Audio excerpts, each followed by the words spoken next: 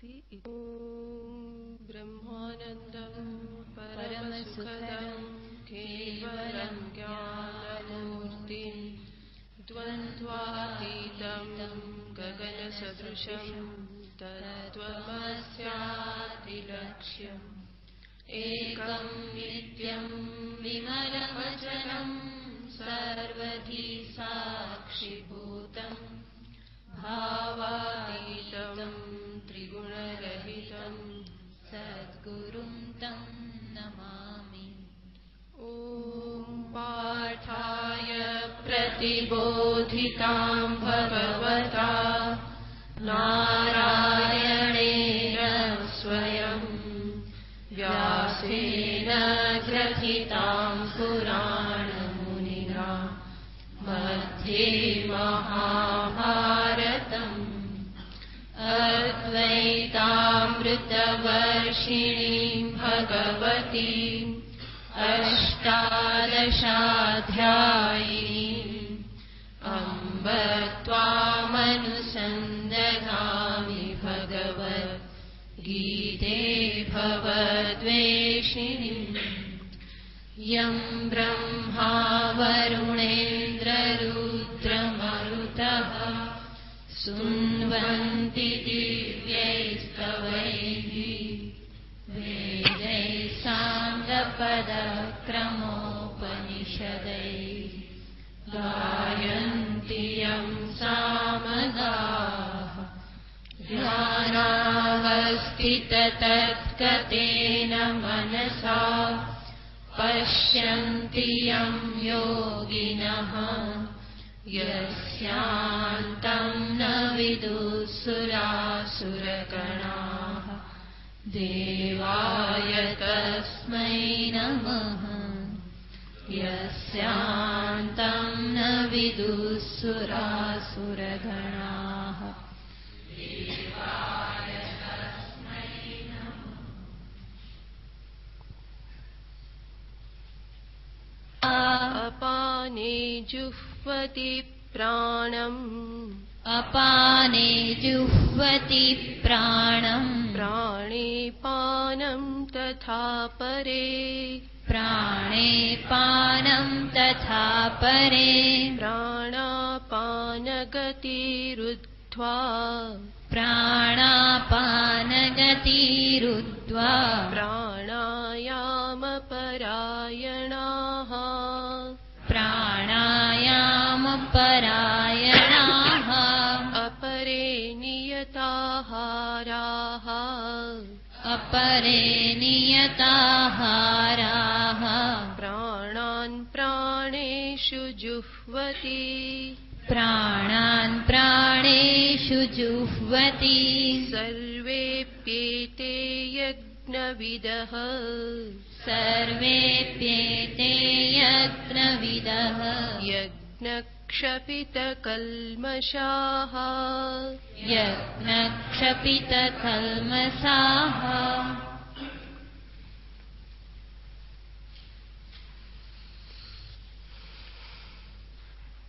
25મા શ્લોકથી ભગવાન શ્રી કૃષ્ણચંદ્ર વિવિધ યજ્ઞોનું નિરૂપણ કરી રહેલા છે અને અત્યાર સુધીમાં આપણે જોયું એમ ભગવાને કુલ 12 યજ્ઞોનું નિરૂપણ કર્યું. ભિન્ન ભિન્ન પ્રકારના 12 યજ્ઞો દર્શાવ્યા અને અંતિમ પંક્તિ જે 30મા શ્લોકની છે બીજી લાઈન એમાં દર્શાવ્યું કે સર્વેપ્યેતે યજ્ઞવિદઃ યજ્ઞક્ષપિત કલ્મષાઃ. એનું ફળ બતાવે છે કે જે વ્યક્તિ પોતાના જીવનમાં આ યજ્ઞોને સ્થાન આપે છે, યજ્ઞોને જાણી અને ત્યાર પછી એનું અનુષ્ઠાન કરે છે એટલે કે પોતાના જીવનમાં એને સ્થાન આપે છે, એનું આચરણ કરે છે, પોતાના જીવનમાં જે એ યજ્ઞોને અનુસરે છે. અને આપણે અહીંયા જોયેલું છે કે ભગવાને જે કંઈ યજ્ઞો દર્શાવેલા છે એ યજ્ઞો જે વૈદિક યજ્ઞ છે એ પ્રમાણેના નથી, સ્થૂળ રીતે એ પ્રમાણે યજ્ઞ કરવાના નથી, પરંતુ આપણા જીવનમાં આપણે જે કંઈ કર્મો કરીએ છીએ એ કર્મોને જ યજ્ઞનું સ્વરૂપ કઈ રીતે આપવું એ ભગવાને દર્શાવ્યું છે. અને એના દ્વારા ભગવાન દર્શાવવા માંગે છે કે મનુષ્ય પોતે પોતાના જીવનમાં જે કંઈ પણ કર્મ કરે છે એ સર્વ કર્મને એ પોતાની ઉન્નતિનું સાધન બનાવી શકે. જે કંઈ પણ કર્મ એને પ્રાપ્ત થયેલા છે, વર્ણાશ્રમના આધારે, પરિસ્થિતિના આધારે, સામાજિક પરિસ્થિતિના આધારે, કૌટુંબિક પરિસ્થિતિના આધારે, ભૌતિક પરિસ્થિતિના આધારે જે કંઈ પણ કર્મો એને પ્રાપ્ત થાય છે એ સર્વ કર્મોને એ પોતાની ઉન્નતિ માટેનું, પરમાત્મા પ્રાપ્તિ માટેનું સાધન બનાવી શકવાને સમર્થ છે, એવું ભગવાન આ સર્વ શ્લોકો દ્વારા દર્શાવે છે. આપણે જોયેલું છે કે મનુષ્ય જન્મ જે છે એ કર્મની હાર માળા છે. એક પછી એક કર્મો એને પ્રાપ્ત થાય છે. મનુષ્ય જીવન જે છે એ કર્મ ભૂમિ છે અને એટલા માટે એમાં વિવિધ પ્રકારના કર્મો પ્રાપ્ત થાય છે. અને જે કર્મો પ્રાપ્ત થાય છે એ જો વિવેક સાથે કરવામાં ન આવે, યોગ્ય સમજદારી પૂર્વક કરવામાં ન આવે તો એ કર્મ મનુષ્યનું પતન કરે છે, એને સંસારમાં રાખનારા જ બની રહેશે. પરંતુ એ જ કર્મરૂપી જે સાધન છે એ કર્મને જો યોગ્ય રીતે કરવામાં આવે, વિચારપૂર્વક, સમજદારીપૂર્વક કરવામાં આવે, એ જ આપણી જે ક્રિયાઓ છે, સ્થૂળ ક્રિયા કે સૂક્ષ્મ ક્રિયા, કાયિક કર્મ, માનસ કર્મ, વાચિક કર્મ, જે કંઈ પણ કર્મ છે એ સર્વ કર્મને જો વચ્ચે ભગવાનને રાખી અને કરવામાં આવે તો એ જ કર્મ મનુષ્યને માટે એક ઉન્નતિનું સાધન સિદ્ધ થાય છે. અને આપણે વારંવાર જોયેલું છે કે જે કર્મ જે છે એ કર્મને જ્યારે ભગવાનની સાથે જોડવામાં આવે તો એ જ કર્મ કર્મયોગનું સ્વરૂપ ધારણ કરે છે. અને ભગવાન જ્યારે અહીંયા યજ્ઞ રૂપે સર્વને દર્શાવે છે તો એનું તાત્પર્ય છે કે તારા પ્રત્યેક કર્મને તું ભગવાનની સાથે જોડી અને કર કે જેથી કરીને એ કર્મ તારા માટે કલ્યાણપ્રદ બની રહે. ઈશ્વરાર્પિતમ નેચ્છયા કૃતમ ચિત્ત શોધકમ મુક્તિ સાધકમ. અને એ જે કર્મોનું જે ચિત્ત શોધકત્વ જે છે એને જ ભગવાને અહીંયા બીજી લાઈનમાં દર્શાવ્યું કે આવા જે યજ્ઞ કરનાર જે છે એને શું પ્રાપ્ત થાય છે તો કે છે યજ્ઞ ક્ષપિત કલ્મષાહા. આ યજ્ઞ દ્વારા એના કલ્મશ એટલે કે પાપ અને અશુદ્ધિ જે છે એ સર્વનો ક્ષય થાય છે. પાપ, અશુદ્ધિ એનો ક્ષય થવો એનું જ અર્થ છે ચિત્તનું શોધન થવું, અંતઃકરણની શુદ્ધિ થવી, મનનું નિર્મલ થવું. તો આ સર્વ જે કર્મ જે છે કે જેને ભગવાને યજ્ઞનું સ્વરૂપ આપ્યું એ સર્વ કર્મ મનુષ્યને ચિત્ત શુદ્ધિ પ્રદાન કરનાર છે. અને એક વખત ચિત્ત શુદ્ધિ પ્રાપ્ત થઈ તો સહજ રીતે એના અંતરમાં પરમાત્મા માટેની જિજ્ઞાસા ઉત્પન્ન થશે, એ જ્ઞાનમાં પ્રવૃત્ત થશે અને જ્ઞાન દ્વારા અંતે એ આ સંસાર બંધનમાંથી મુક્ત થશે. તો યજ્ઞનું સાક્ષાત ફળ છે અંતઃકરણ શુદ્ધિ અને પરંપરાયા એનું ફળ છે કે વ્યક્તિને એ જ્ઞાન પ્રાપ્ત કરાવી અને મોક્ષ પ્રદાન કરે છે.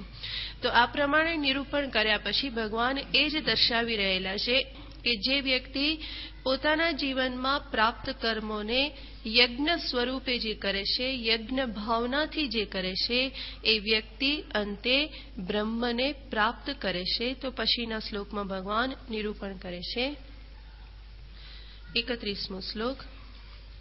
યજ્ઞશિષ્ટામૃતભુજઃ યજ્ઞશિષ્ટામૃતભુજઃ યાન્તિ બ્રહ્મ સનાતનમ યાન્તિ બ્રહ્મ સનાતનમ નાયં લોકોસ્ત્યયજ્ઞસ્ય નાયં લોકોસ્ત્યયજ્ઞસ્ય કુતોન્યઃ કુરુ સત્તમા કુતોન્યઃ કુરુ સત્તમા. ભગવાન કહે છે યાન્તિ બ્રહ્મ સનાતનમ.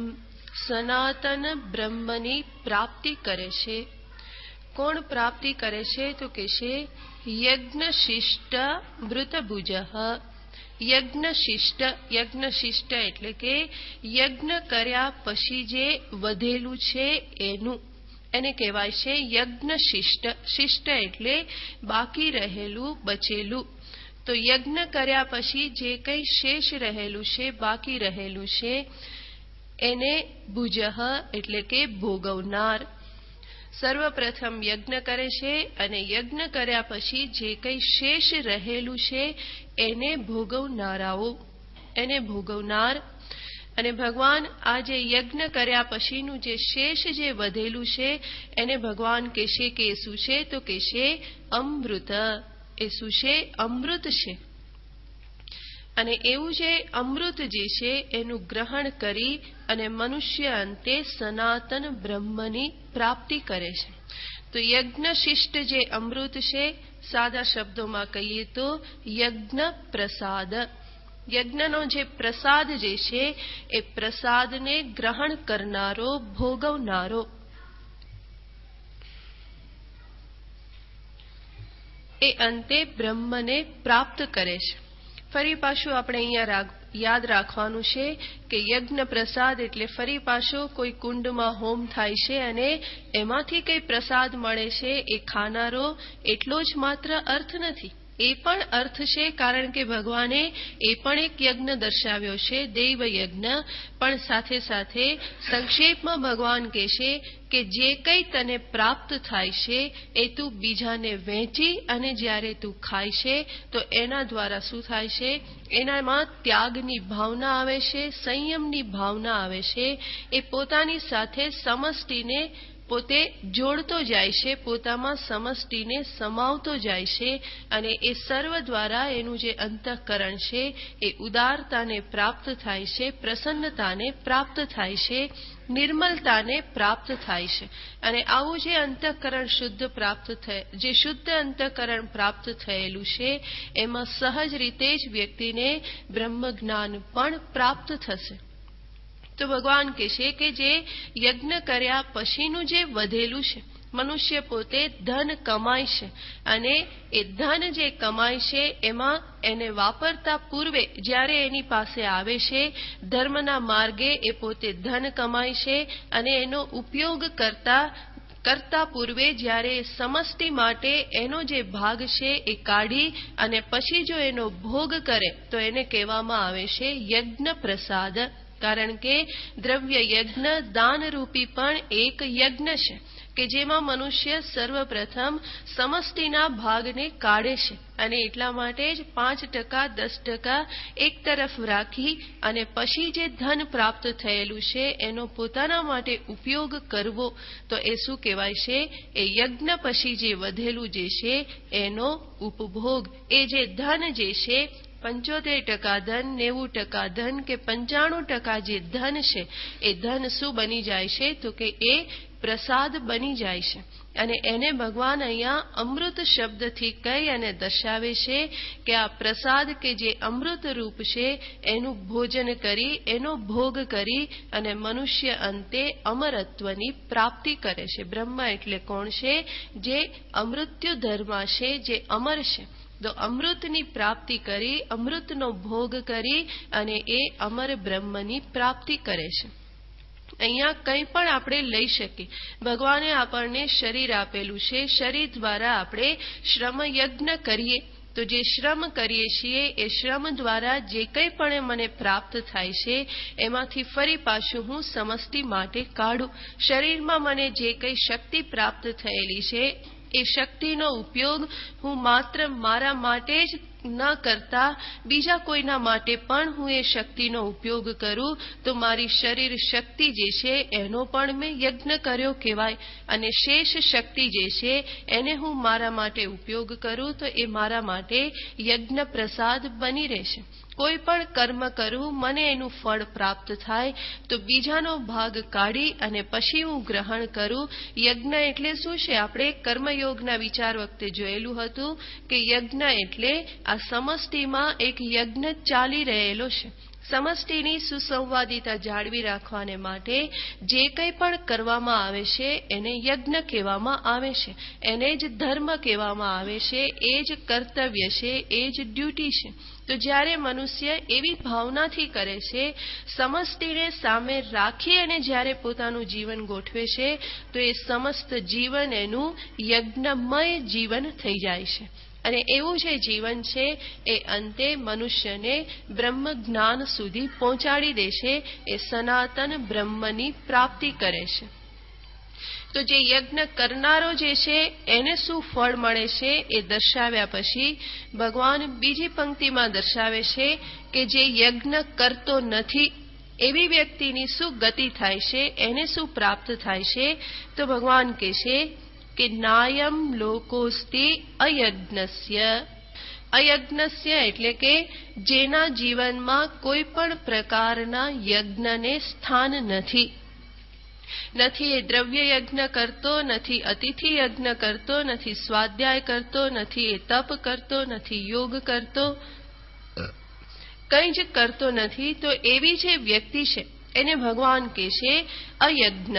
અયજ્ઞ જેણે જીવનમાં પોતાના જીવનમાં એક પણ યજ્ઞને સ્થાન આપેલું નથી. અને એનો અર્થ શું છે? તો કે જે વ્યક્તિ પશુ સમાન જીવન જીવી રહેલી છે, જેનું જીવન યજ્ઞાર્થે નથી પરંતુ ભોગાર્થે છે.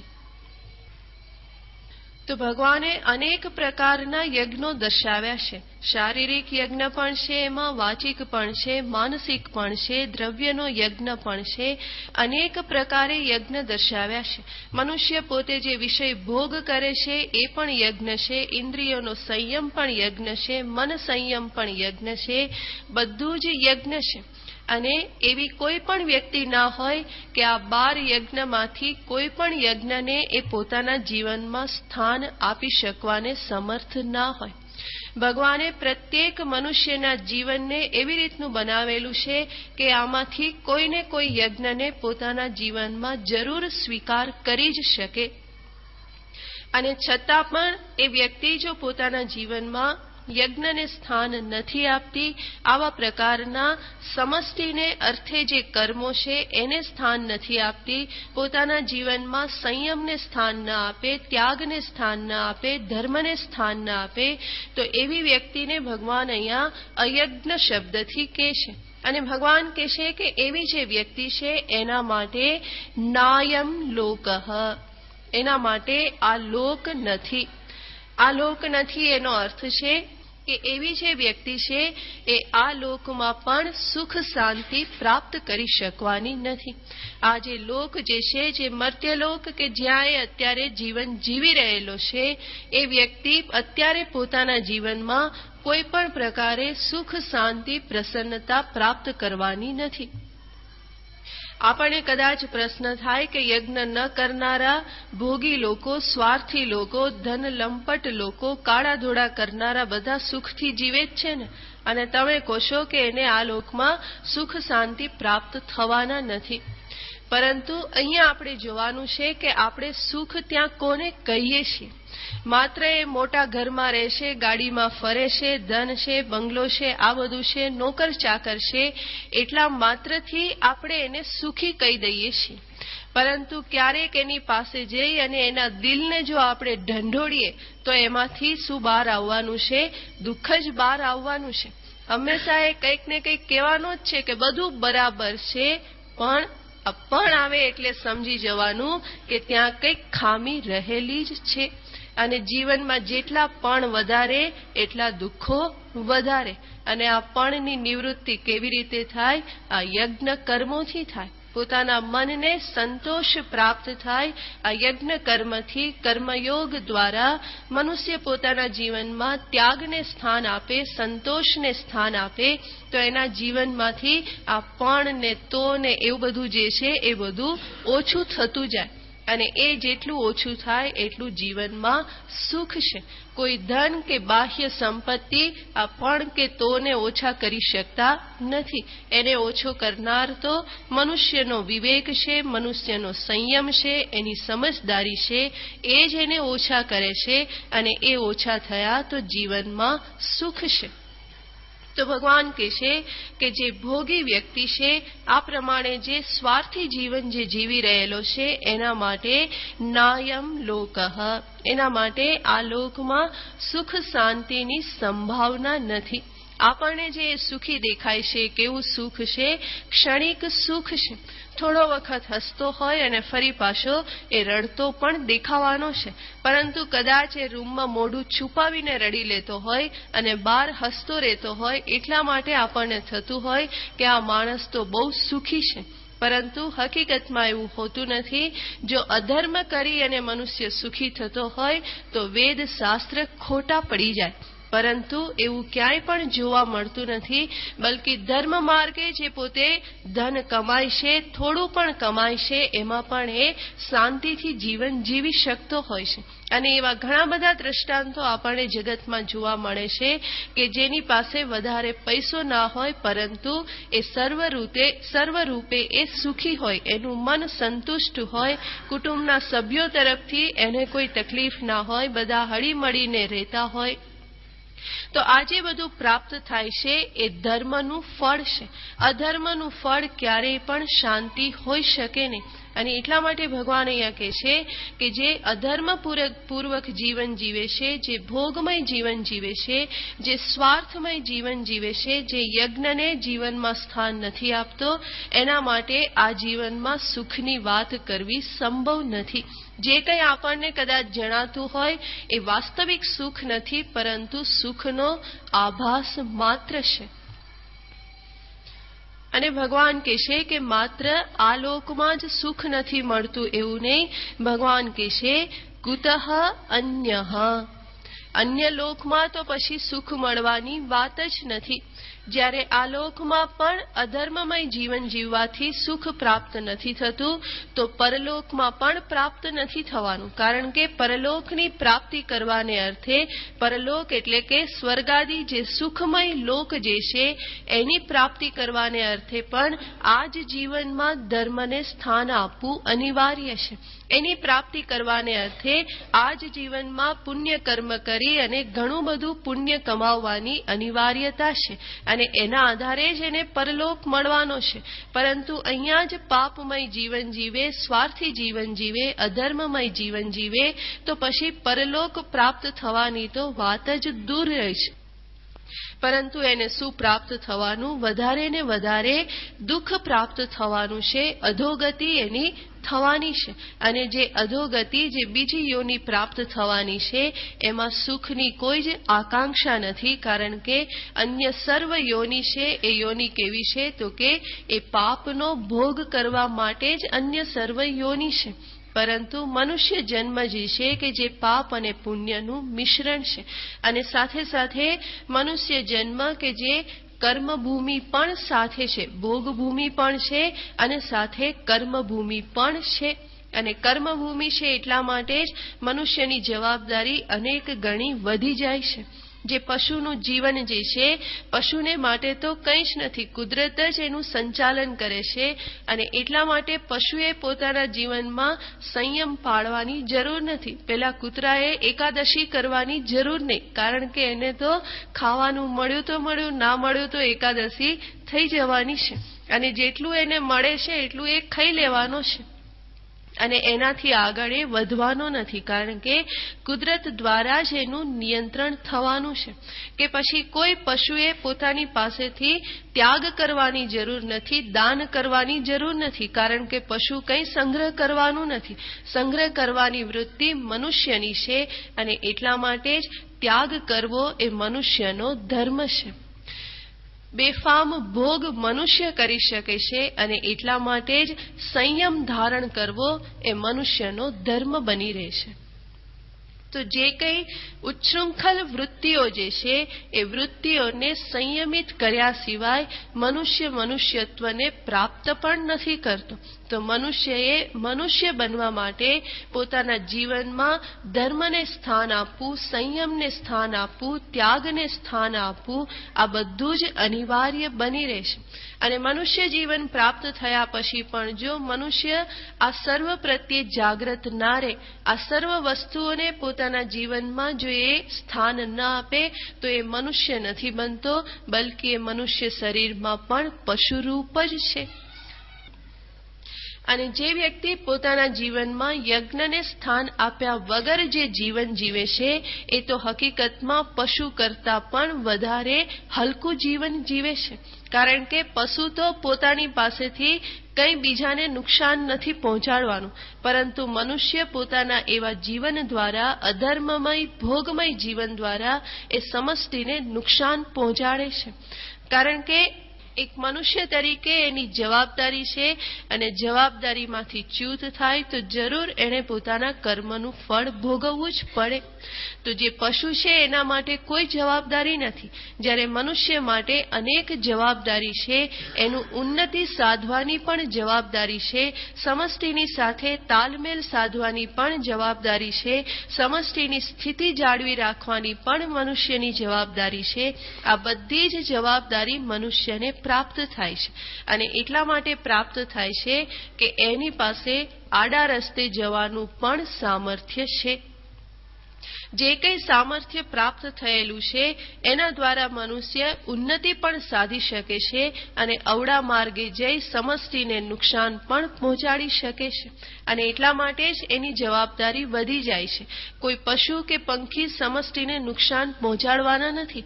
કદાચ આપણને બાહ્ય રીતે લાગે કે સમષ્ટિને આ બધાએ નુકસાન પહોંચાડ્યું, ઉંદરોએ નુકસાન પહોંચાડ્યું કે સાપે નુકસાન પહોંચાડ્યું, આપણને બાહ્ય દ્રષ્ટિએ લાગે, પરંતુ સમષ્ટિની દ્રષ્ટિએ એ લોકોએ જે કરેલું છે એ કુદરત દ્વારા જ એમની પાસે કરાવવામાં આવેલું છે. તો એમના પ્રત્યેક વ્યવહારનું નિયંત્રણ પ્રકૃતિ દ્વારા થાય છે, જ્યારે મનુષ્યના વ્યવહારનું નિયંત્રણ પ્રકૃતિ છે, અને સાથે સાથે અમુક અંશે એને સ્વાતંત્ર્ય પણ મળેલું છે, બુદ્ધિ શક્તિ મળેલી છે, અને પરિણામે એની પાસે કર્મ કરવાનું સ્વાતંત્ર્ય છે. અને આ સ્વાતંત્ર્ય એને ગેરમાર્ગે પણ લઈ જઈ શકે, અને એટલા માટે જ એને અમુક જવાબદારીઓ પ્રાપ્ત થાય છે કે જેથી કરીને એ ગેરમાર્ગે ન જાય, ઉલટા માર્ગે ન જાય, સમષ્ટિને નુકસાન ન પહોંચાડે. પરંતુ જે વ્યક્તિ આ પ્રમાણે પોતાના સામર્થ્યને યોગ્ય દિશામાં વાળતી નથી, ભગવાન કહે છે કે એના માટે સુખની કોઈ આકાંક્ષા નથી. આ લોકમાં તો સુખ પ્રાપ્ત નથી જ થવાનું, પરંતુ મૃત્યુ પછી પણ એને કોઈ સુખમય લોક પ્રાપ્ત થવાનો નથી, બલ્કે એને દુઃખ જ પ્રાપ્ત થવાનું છે. કારણ કે જે કર્મો કરેલા છે, સ્વાર્થથી પ્રેરાઈને કર્મો કરેલા છે, યજ્ઞ બુદ્ધિને જીવનમાં સ્થાન નથી આપેલું, તો સ્વાભાવિક જ છે કે એની પાસે પુણ્ય કર્મની મૂડી નથી. પરિણામે એને પાપ જ પાપ પ્રાપ્ત થયેલા છે, તો પરલોકમાં પણ દુઃખ પ્રાપ્ત થવાનું છે. અને કદાચ નરકાદિ પ્રાપ્ત ના કરે તો પણ એ ફરી પાછો મનુષ્ય જન્મને પણ પ્રાપ્ત નહીં કરી શકે.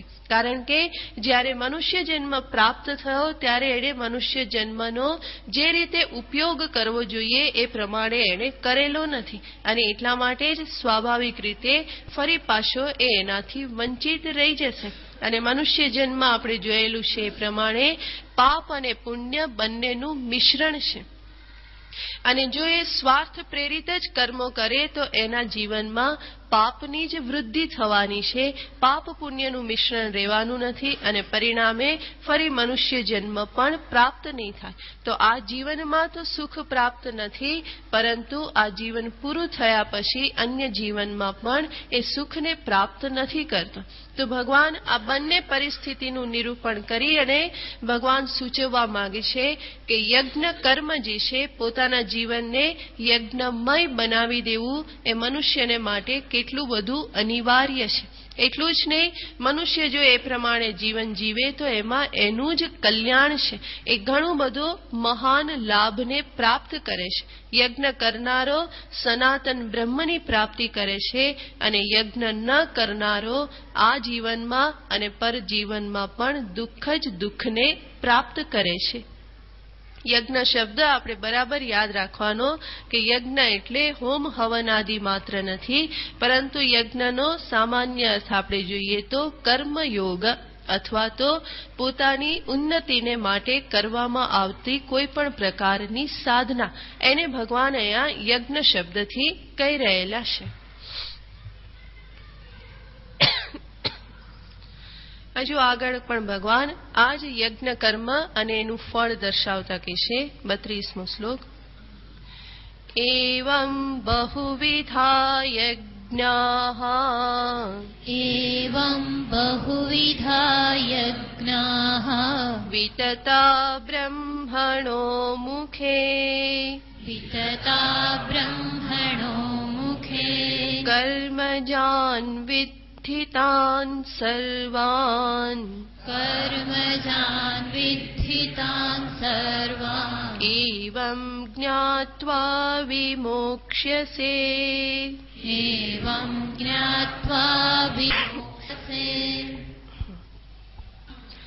આગળના શ્લોકમાં એક શબ્દ રહી ગયો. કુરુસત્તમ. ભગવાન અર્જુનને સંબોધન કરે છે. કુતોન્ય કુરુસત્તમ. કુરુસત્તમનો અર્થ થાય છે કુરુણામ શ્રેષ્ઠ, જે કૌરવોમાં જે શ્રેષ્ઠ છે, કુરુકુળમાં જે શ્રેષ્ઠ છે એવું અર્જુનને સંબોધન છે. ભગવાન કહે છે કે હે કૌરવોમાં શ્રેષ્ઠ અર્જુન, જે અયજ્ઞ વ્યક્તિ છે એને આલોક કે પરલોકમાં કોઈ સુખ પ્રાપ્ત થતું નથી. અર્જુન પણ કોણ છે? કૌરવ જ છે. એ બધા જ કુરુકુળના છે, પરંતુ પાંડુ પુત્ર હોવાથી પાંડવ કહેવાયા, પરંતુ એમનું કુળ કયું કહેવાય છે? તો કે કુરુકુળ છે, અને એટલા માટે એ કૌરવ છે. તો કુળના આધારે ભગવાન એને સંબોધન કરે છે કુરુસત્તમ, કુરુઓમાં શ્રેષ્ઠ. પછીના શ્લોકમાં ભગવાન કહે છે એવં બહુવિધા યજ્ઞાઃ બ્રહ્મણઃ મુખે વિતતા. ભગવાન હવે દર્શાવી રહેલા છે કે મેં જે આ 12 યજ્ઞો જે દર્શાવ્યા, એ યજ્ઞો એ કોઈ મારા મગજની કોઈ કલ્પનાઓ નથી. મેં જાતે કલ્પનાઓ કરી અને તારી સામે આ યજ્ઞો કહી દીધેલા નથી, પરંતુ આ યજ્ઞો ક્યાં આવેલા છે? તો ભગવાન કહે છે બ્રહ્મણઃ મુખે વિતતા. અહીંયા બ્રહ્મ શબ્દનો અર્થ થાય છે વેદ.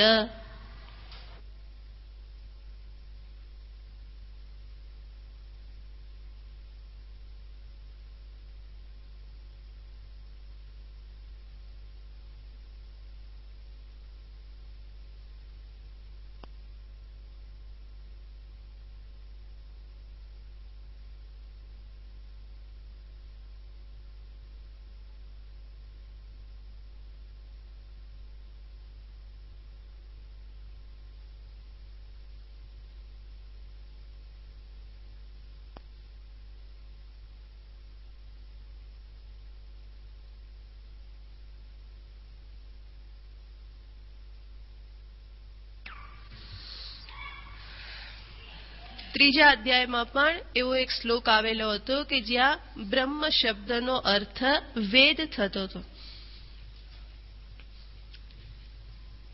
કર્મ બ્રહ્મોદ્ભવમ વિદ્ધિ. ત્રીજા અધ્યાયમાં જે આવેલું હતું કે કર્મને બ્રહ્મમાંથી ઉત્પન્ન થયેલા જાણ.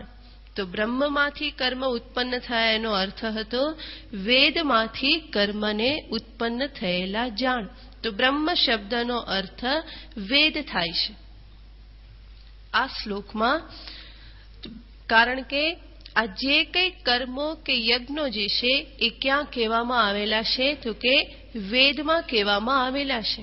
આ સર્વ કર્મ વિશે જો જ્ઞાન પ્રાપ્ત કરવું હોય તો આપણી પાસે વેદ સિવાય બીજો કોઈ જ આધાર નથી. અને એટલા માટે ભગવાન કહે છે બ્રહ્મણઃ મુખે વિતતાઃ. બ્રહ્મણઃ વેદના મુખમાં. વેદના મુખમાં એટલે કે વેદ દ્વારા આ બ્રહ્મ, આ જે કઈ યજ્ઞો જે છે એનો વિસ્તાર કરવામાં આવેલો છે.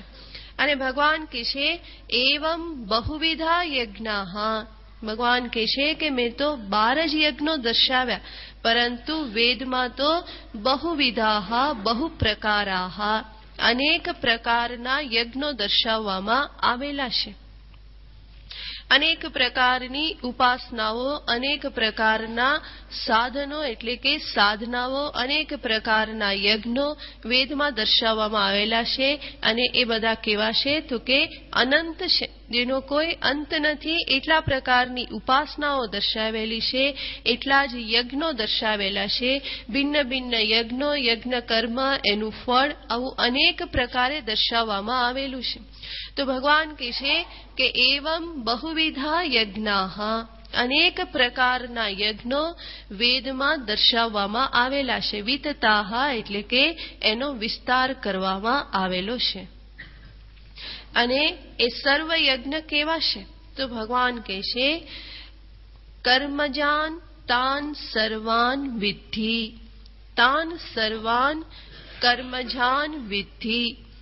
આ સર્વ યજ્ઞોને કર્મજાન એટલે કે કર્મમાંથી ઉત્પન્ન થનારા જાણ.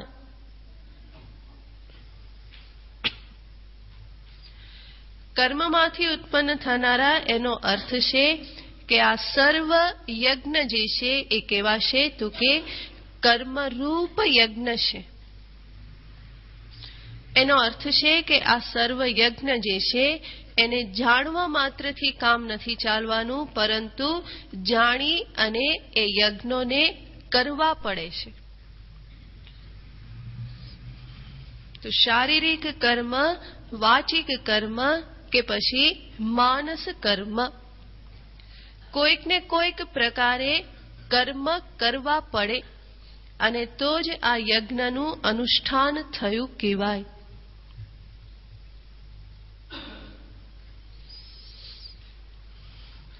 તો તાન સર્વાન એટલે કે વેદમાં જે કંઈ પણ યજ્ઞ કહેવામાં આવેલા છે એ સર્વને તું કર્મજાન વિદ્ધિ, કર્મમાંથી પ્રગટ થનાર સમજ. અને એના દ્વારા ભગવાન એટલું જ દર્શાવવા માંગે છે કે આ સર્વ કર્મનું અનુષ્ઠાન કરવું પડે છે. કર્મ એ એવી વસ્તુ છે કે જેને જાણી અને પછી એનું અનુષ્ઠાન કરવાનું રહેશે. જાણ્યા પછી કંઈક કરવાનું બાકી રહેશે. માત્ર એક જ યજ્ઞ જે છે કે જે કર્મજ નથી, અને એ યજ્ઞ છે બ્રહ્મ જ્ઞાન રૂપી યજ્ઞ, જે ભગવાને આગળ દર્શાવેલો હતો. પરંતુ એ સિવાયના બીજા સર્વ યજ્ઞો છે એ સર્વ કર્મજાન વિદ્ધિ. સંક્ષેપમાં કહીએ તો એ કર્મનું જ્ઞાન માત્ર પૂરતું નથી, જ્ઞાન પછી એનું અનુષ્ઠાન પણ અનિવાર્ય છે. અને ભગવાન કહે છે કે એવમ જ્ઞાત્વા વિમોક્ષ્યસે, અને આ પ્રમાણે આ સર્વ યજ્ઞોને જાણી અને યજ્ઞને જાણ્યા પછી એનું અનુષ્ઠાન કરવાથી અંતે તું વિમોક્ષ્યસે, અંતે તું મોક્ષ પામીશ, અંતે તું છૂટીશ. શેમાંથી તું છૂટીશ? તો કે રાગ દ્વેષાદિ દોષાત વિમોક્ષ્યસે, રાગ દ્વેષ રૂપી જે દોષો છે એમાંથી તું મુક્ત થઈશ.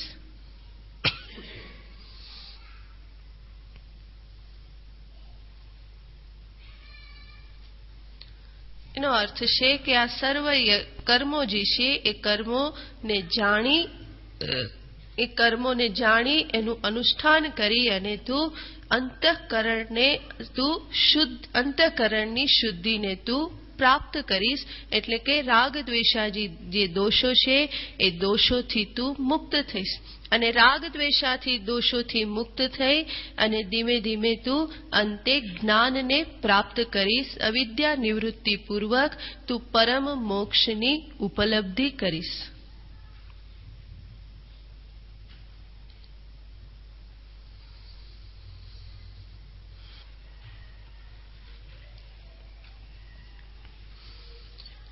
હવે પછીનો જે શ્લોક છે, આ શ્લોકમાં કંઈ વિશેષ કહેવાનું નથી, એટલે ઝડપથી જઈએ છીએ. ત્યાર પછીનો જે શ્લોક છે એમાં ભગવાન જે જ્ઞાન જે છે એ જ્ઞાનની સ્તુતિ કરે છે.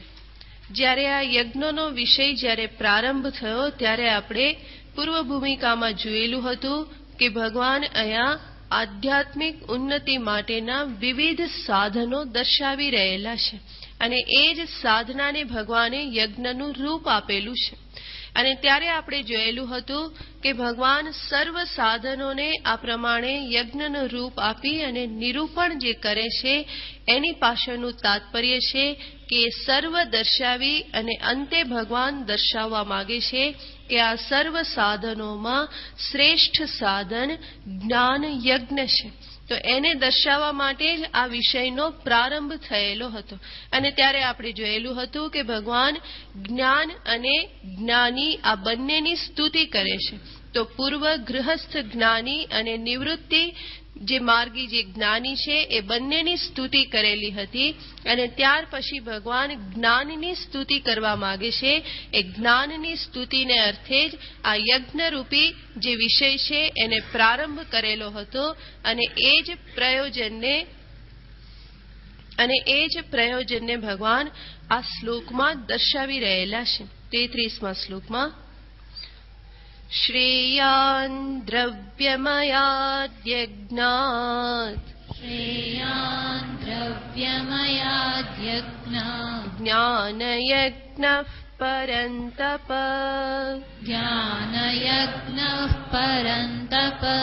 સર્વં કર્માખિલં પાર્થ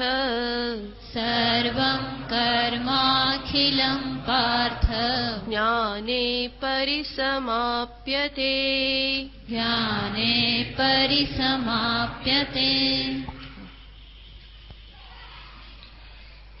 ભગવાન કહે છે હે પરંતપ, અર્જુનને સંબોધન છે. પરંતપ પરાન તાપયતિ ઇતિ પરંતપ. પરાન શત્રુન, જે પર એટલે કે બીજા પોતાનાથી જુદા જે શત્રુઓ જે છે, રાગ દ્વેષાદિ જે શત્રુ જે છે એને જે તાપ આપે છે એટલે કે એનો જે ત્યાગ કરે છે એવી જે વ્યક્તિ છે એને કહેવાય છે પરંતપ. અને ભગવાન કહે છે કે હે પરંતપ, દ્રવ્યમયાત્યજ્ઞાત જ્ઞાનયજ્ઞઃ શ્રેયાન. કહે છે કે દ્રવ્યમયાત્યજ્ઞાત, દ્રવ્યમય જે યજ્ઞ છે, દ્રવ્યમય યજ્ઞ એટલે જે આગળ જે સર્વ યજ્ઞો દર્શાવેલા છે કે જેમાં કોઈને કોઈ દ્રવ્ય સાથે રહેલ છે અથવા તો જેમાં કોઈકને કોઈક અનાત્મા સાથેનું જોડાણ રહેલું છે એવા જે યજ્ઞો છે એના કરતા જ્ઞાન યજ્ઞ શ્રેયાન, જે જ્ઞાન યજ્ઞ જે છે એ શ્રેષ્ઠ છે. અને શા માટે શ્રેષ્ઠ છે? તો ભગવાન કહે છે સર્વમ કર્માખિલમ પાર્થ જ્ઞાને પરિસમાપ્યતે. હે પાર્થ, આ સર્વ કર્મ જે છે એ જ્ઞાનમાં પરિસમાપ્ત થાય છે. એટલે કે જ્ઞાનમાં આ સર્વ કર્મનો અંત આવી જાય છે. એનો અર્થ શું છે કે જ્ઞાન જે છે એ સર્વથી અંતિમ છે. કહેવામાં આવે છે કે જ્ઞાન યજ્ઞ શ્રેયાન. આ જે જ્ઞાન યજ્ઞ જે છે એ શ્રેષ્ઠ છે. તો એને શ્રેષ્ઠ શા માટે કહેવામાં આવે છે? તો એના માટે બે કારણ છે. સર્વપ્રથમ કારણ છે કે જે જ્ઞાન જે છે એ મોક્ષ પ્રાપ્તિ માટેનું સાક્ષાત સાધન છે.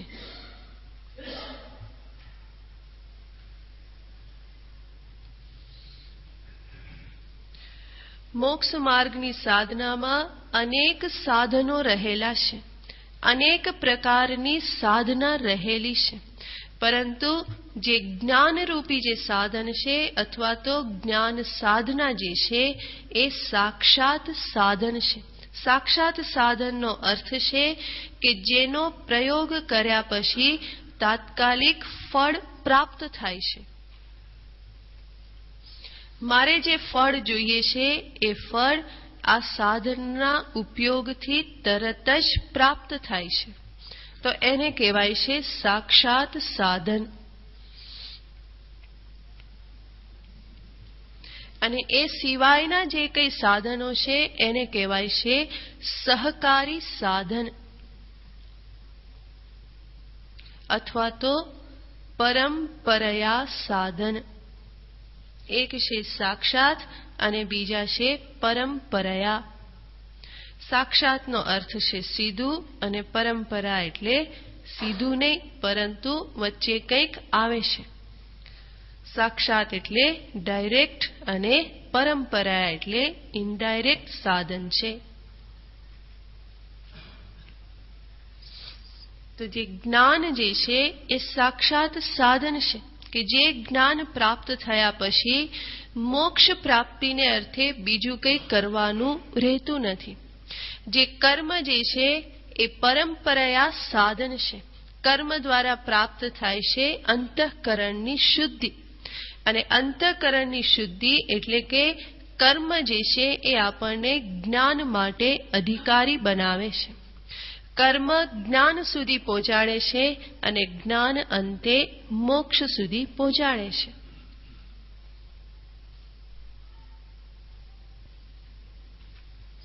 અહીંયાથી આપણે ઋષિકેશ જવું હોય તો ગાંધીનગરથી અમદાવાદ બસ દ્વારા જવાનું. તો એ બસ કેવું સાધન છે કે જે અમદાવાદ સુધી પહોંચાડે છે. તો એ પરંપરાયા સાધન છે. પછી અમદાવાદથી દિલ્હી સુધી ફરી પાછું ટ્રેનમાં, તો ટ્રેન પણ પરંપરાયા સાધન છે. દિલ્હીથી ઋષિકેશ ફરી પાછું ટેક્સીમાં, તો એ ટેક્સી જે છે એ કયું સાધન કહેવાય છે? સાક્ષાત સાધન. કારણ કે એ ટેક્સીમાં બેઠા પછી બીજા શેમાંય બેસવું પડતું નથી, ઋષિકેશ પહોંચાડી દીધા. તો એક સાધનનો ઉપયોગ કર્યા પછી બીજા સાધનનો ઉપયોગ કરવો પડે ધ્યેય સિદ્ધિને અર્થે, તો એને પરંપરાયા સાધન કહેવાય. અને ધ્યેય સિદ્ધિને અર્થે એક સાધનનો ઉપયોગ કર્યા પછી અન્ય કોઈનો પણ ઉપયોગ ના કરવો પડે તો એને સાક્ષાત સાધન કહેવામાં આવે.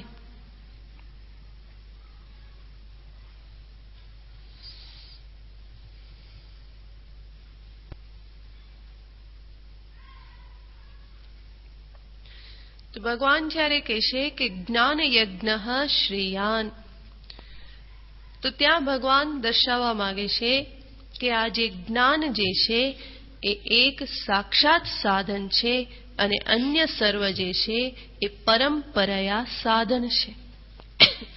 એનો અર્થ શું થયો કે અન્ય સર્વ સાધનોનું પ્રયોજન છે કે વ્યક્તિને, મુમુક્ષુને જ્ઞાન સુધી પહોંચાડે, અને પછી જ્ઞાનનું પ્રયોજન છે મુમુક્ષુને મોક્ષ પ્રદાન કરે. તો એ સાક્ષાત સાધન હોવાથી જ્ઞાનને શ્રેષ્ઠ કહેવાય છે. પરંતુ યાદ રાખવાનું છે કે જ્ઞાનને શ્રેષ્ઠ કહેવું એનો અર્થ નથી કે બીજા બધા નિકૃષ્ટ છે અથવા તો બીજા બધા નકામા છે.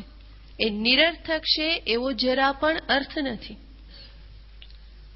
બલકે શ્રેષ્ઠ જ્ઞાન સુધી પહોંચવા માટે બીજા બધાનો આશ્રય લેવો અનિવાર્ય છે. એના દ્વારા જ જ્ઞાન સુધી પહોંચવાનું છે. જ્ઞાન માટેનું અધિકારીત્વ અન્ય યજ્ઞો દ્વારા પ્રાપ્ત થશે અને એ સર્વ યજ્ઞ અંતે જ્ઞાન સુધી પહોંચાડશે. તો અન્ય જે કંઈ કર્મો જે છે એ કર્મની ઉપેક્ષા કરવી સાધકને પોસાય એવું નથી. એનું પણ એટલું જ મહત્વ છે. અને એટલા માટે જ વેદશાસ્ત્ર સ્વયં કહેશે તમે તમ વેદાનુવચનેન બ્રાહ્મણા વિવિદિશંતિ યજ્ઞેન દાનેન તપસા અનાશકેન. તમે તમ વેદાનુવચનેન બ્રાહ્મણાઃ વિવિદિશંતિ. બ્રાહ્મણાઃ એટલે કે જે મુમુક્ષુ જે છે બ્રહ્મજ્ઞાન પ્રાપ્તિ કરવાની ઈચ્છા કરે છે, બ્રાહ્મણાઃ જેનું અંતઃકરણ શુદ્ધ થયેલું છે એવી જે વ્યક્તિ છે એ વિવિદિશંતિ. વિવિદિશંતિ એટલે કે વેદિતુમ ઈચ્છંતિ, જાણવાની ઈચ્છા કરે છે. એટલે કે એના અંતઃકરણમાં પરમાત્મ જિજ્ઞાસા પ્રગટ થાય છે. કોના અંતઃકરણમાં કઈ રીતે એ પોતે જિજ્ઞાસાને પ્રાપ્ત કરે છે, જ્ઞાન માટેની જિજ્ઞાસાને? તો વેદ કહેશે યજ્ઞેન દાનેન તપસા અનાશકેન. ત્રણ સાધન દર્શાવે છે: યજ્ઞ કરીને, દાન કરીને, તપશ્ચર્યા કરીને. તો યજ્ઞ, દાન અને તપ આ સર્વ કર્મો જે છે એ પરંપરાયા સાધન હોવા છતાં પણ એની ઉપેક્ષા કરવી કોઈ સાધકને પોસાય નહીં. એ જો કર્યું હશે તો જ અંતર શુદ્ધ થશે, અને શુદ્ધ અંતર થશે તો એમાં પરમાત્મ જિજ્ઞાસા પ્રગટ થશે. એ સર્વ કર્મોના કારણે ઈશ્વરનો અનુગ્રહ પ્રાપ્ત થાય છે, અને ઈશ્વરના અનુગ્રહથી બ્રહ્મ જિજ્ઞાસા, જ્ઞાન માટેની તત્પરતા છે એ પ્રાપ્ત થાય છે. ઈશ્વરાનુગ્રહાદેવ પુંસામ અદ્વૈત વાસના. ઈશ્વરના અનુગ્રહથી જ આ પ્રમાણેની મનુષ્યને ઈચ્છા પ્રાપ્ત થાય છે. અને ઈશ્વરનો અનુગ્રહ પ્રાપ્ત કરવા માટે કર્મયોગ ભાવનાથી કર્મો કરવા અનિવાર્ય છે. આપણે આત્મબોધ વખતે પણ જોયેલું હતું કે સાક્ષાત સાધન જ્ઞાન છે, અને અન્ય સર્વ જે છે એ સહકારી સાધન છે, છતાં પણ કોઈનું મહત્વ ઓછું નથી. જેટલું જ્ઞાનનું મહત્વ છે એટલું જ સહકારી સાધનનું પણ મહત્વ છે. કર્મોનું મહત્વ છે, ભક્તિનું મહત્વ છે, ઉપાસનાનું મહત્વ છે, સેવાનું મહત્વ છે. આ સર્વ સાધનો છે એ જ્ઞાન જેટલા જ મહત્વના છે. અને ત્યાં દ્રષ્ટાંત આપેલું હતું કે રસોઈ બનાવવી હોય તો એના માટે સાક્ષાત સાધન શું છે?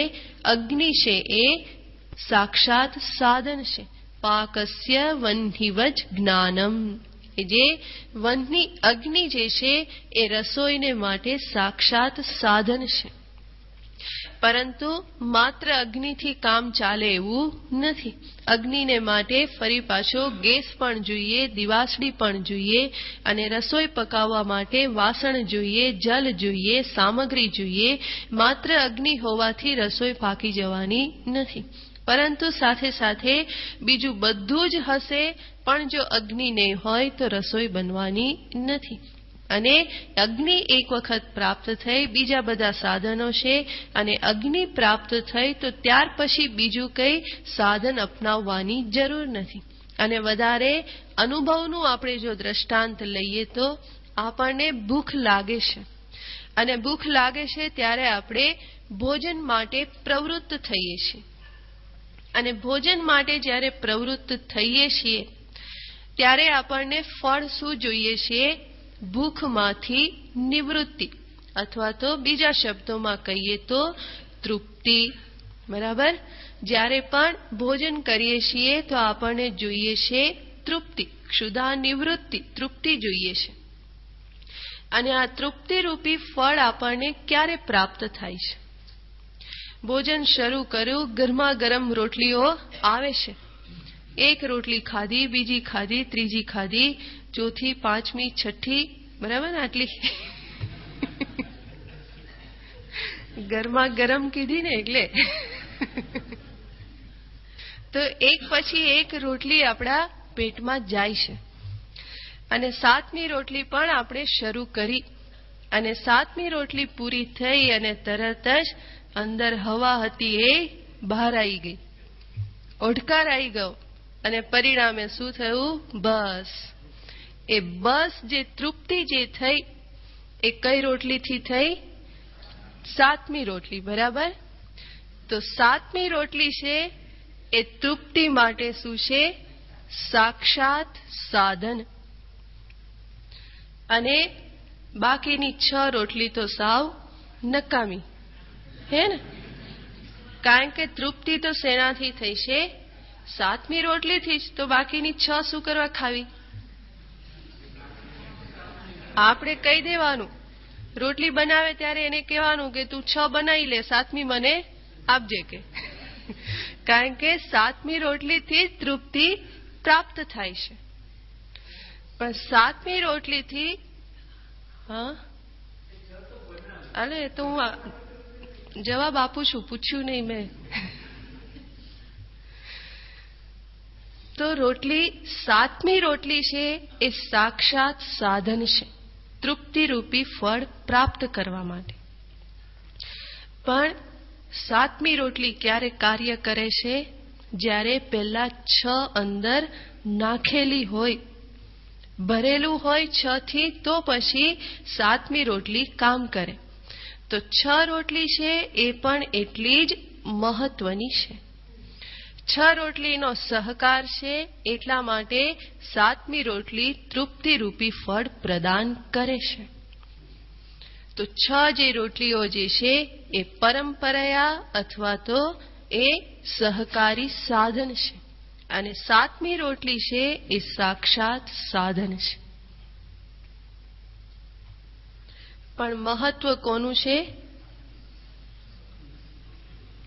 7-7નું. મહત્વ 7-7નું છે, કારણ કે 6 વગર 7મી કામ નહીં કરે, અને 7મા વગર બાકીના 6નું પણ પ્રયોજન સિદ્ધ નથી થતું. થોડું વધારે તો 7 રોટલી જે છે 7-7 મહત્વની છે. એવી જ રીતે આધ્યાત્મિક સાધનામાં ધર્માચરણ, ઈશ્વરની ભક્તિ, કર્મયોગ, ઉપાસના, શ્રવણ, મનન, આ સર્વ કંઈ સાધન છે. પણ જે જ્ઞાન જે છે એ સાક્ષાત સાધન છે, અને કર્મ, ભક્તિ, ઉપાસના આદિ જે છે એ સહકારી સાધન છે. પણ જ્ઞાન સાધન ક્યારે પોતાનું કાર્ય કરશે?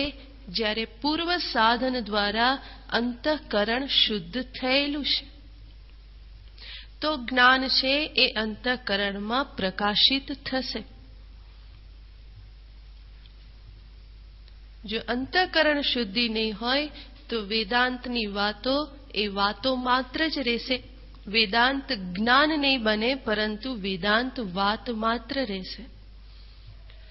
તો જે સાક્ષાત સાધન જે છે એ પોતાનું કાર્ય કરી શકે, એટલા માટે પૂર્વના સહકારી સાધન પણ એટલા જ જરૂરી છે.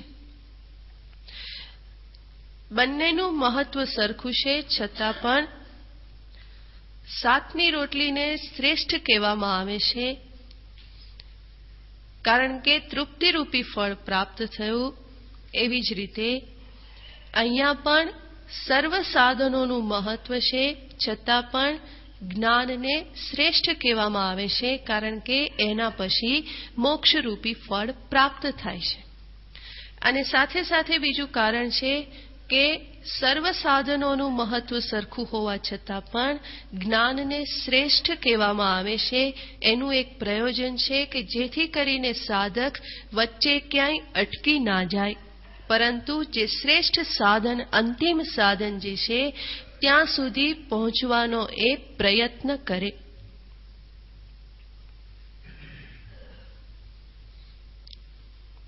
વચ્ચેના કોઈ સાધનને શ્રેષ્ઠ માની અને એમાં જ એ તૃપ્ત ના થઈ જાય, એટલા માટે શાસ્ત્ર વારંવાર કહેશે કે જ્ઞાન છે એ શ્રેષ્ઠ છે.